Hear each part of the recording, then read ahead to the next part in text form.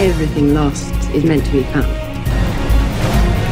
Right, stand by for rehearsal, guys. Stand by. Let's go.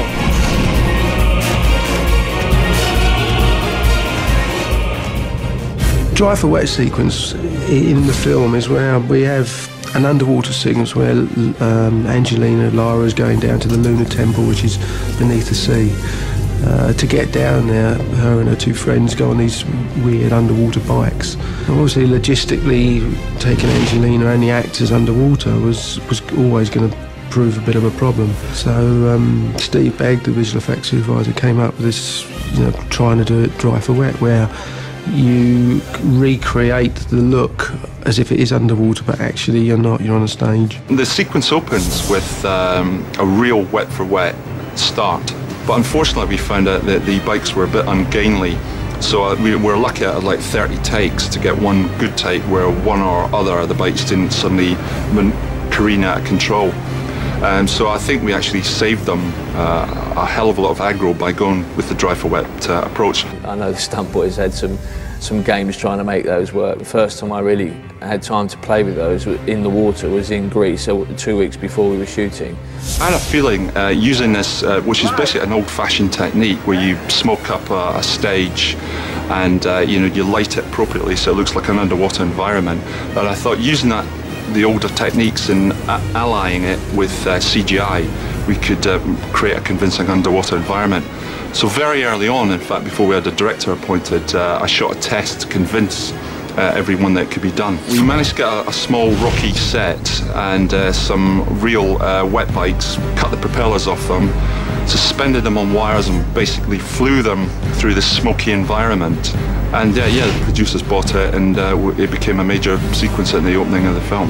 You have two switches. One is for your fan blades on the right side, and the left side is for the lights. So many layers in that shot. It's like massive, but they all add up to this incredible new environment, which I think looks incredibly real.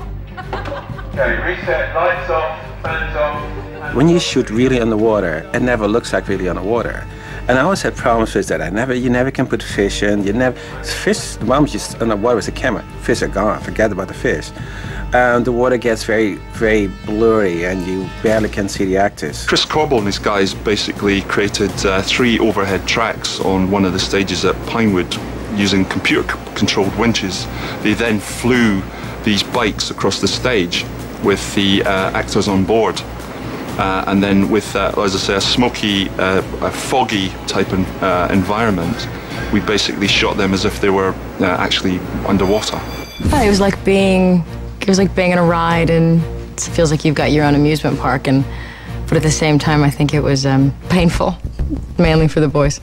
The footage is then cut. It was then given to the effects house, and their primary job was to, first of all, remove the wires convincingly, which was a task in itself, and then apply to the image using track technology all sorts of elements that you see in an underwater environment, such as seaweed, particulate matter, and fish. And the real deal was getting the mix just right, so it didn't look too contrived. And I think that the whole underwater sequence, as it is put together now, it looks more underwater than you can possibly imagine, because you see all the things that you imagine to see there. You could never, ever do that in a real tank. After the sequence in the lunar temple, she has to escape from the collapsing structure. She then encounters a shark that had stalked her early in the sequence, and being Lara Croft, she karate punches it in the nose, stuns it, and then hitches a ride using its dorsal fin to the surface. Because she was free floating, this couldn't be done using the dry for wet techniques. It had to be shot in a contained blue screen underwater environment, and we were lucky to have a 60 by 40 tank constructed for us. She was actually pulled through the water using, once again, one of Chris Corbell's wire rigs, and we had a rough dorsal fin shape which towed her and a stunt double through water, which we then replaced with a CG shark. I was thinking about something a little faster. The other major visual effects sequence is where she basically uses a stealth re-entry pod. Of course, you wouldn't be Lara Croft. You wouldn't get there in any normal way. He has to get there fast. And he made this incredible trip that he dropped a pod from outer space. This we realized primarily with CG effects.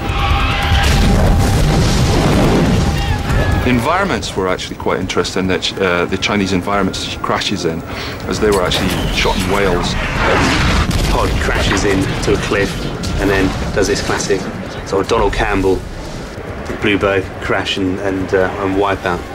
Interesting shot because almost the entire shot is digital. We have digital map painting, surrounds, digital water. The only elements that really actually are live action are these splash elements here. We fire these big chunks of metal into the water. It's the most fun I've had in a day for ages, and we left one last bit in there. They seem to match up with the animation so well. So the last time you see the pod before it finally vanishes is actually a live action lump of car that we fired into the paddock tank.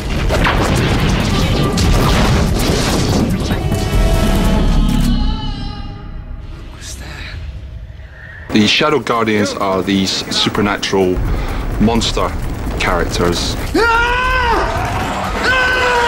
that inhabit this primeval petrified forest that surrounds the last tomb. And they're basically one of the final barriers you have to go through. It's a continuation of a sequence that we shot in Africa in a place called Hell's Gate. And you come through a gorge and turn a corner and then you're onto the stage. The petrified forest was another huge sequence, and we needed to hold bond stage for that. It's one of the biggest stages in the world. We're now in what they call the petrified forest, and that's on what they call the James Bond stage. And that seems huge, and it's just all these trees, and it has been completely petrified, and it's a huge space.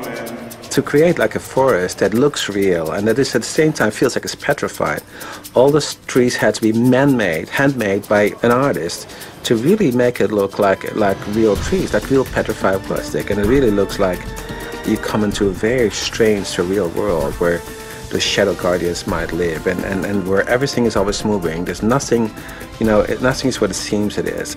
It's an amazing place, specifically built to support the stunt, to support the special effect, to give the shooting company a method in which to pull off an incredible sequence with a lot of technologies involved. So you have to really know exactly what you're going to do with the visual effects in mind. That whole idea of the moving lights, it's like, that was a big job. It's like how I always can create shadows all the time, non-stop in that set. A lot of them are real shadows that we created by having this enormous stretch of lights that through every scene, every shot kept moving, throughout the set.